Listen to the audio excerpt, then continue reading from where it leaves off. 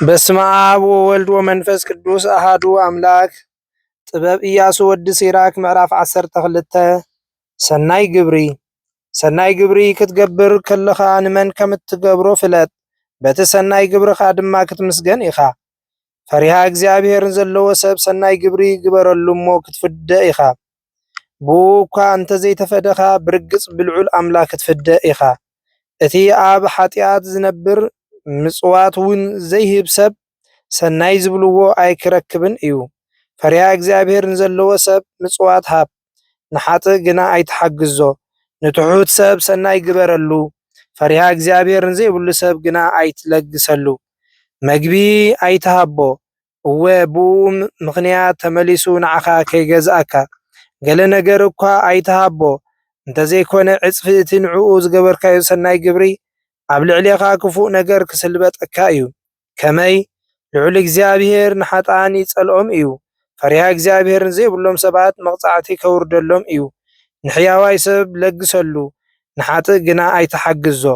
ኣብ ግዜ ሃብቲ እሙን ፈታዊኻ መን ምዃኑ ኣይፍለጥን እዩ።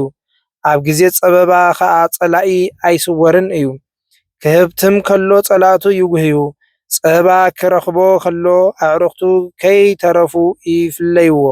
ንጸላኢኻ ፈጺምካ ይትእመኖ፣ ከመይ ክፍኣቱ ከም ምራት ናሕሲ እዩ።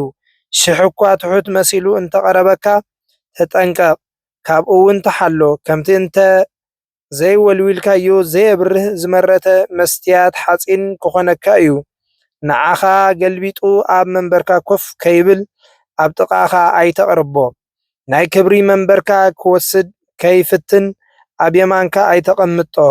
ኣብ መወዳእታ እቲ ዝተዛረብካዮ ሓቂ ምዃኑ ምስ ተፈለጠካ ብጣዕሳ ቅርጽ ከይትብል ምኽረይ ስማዕ።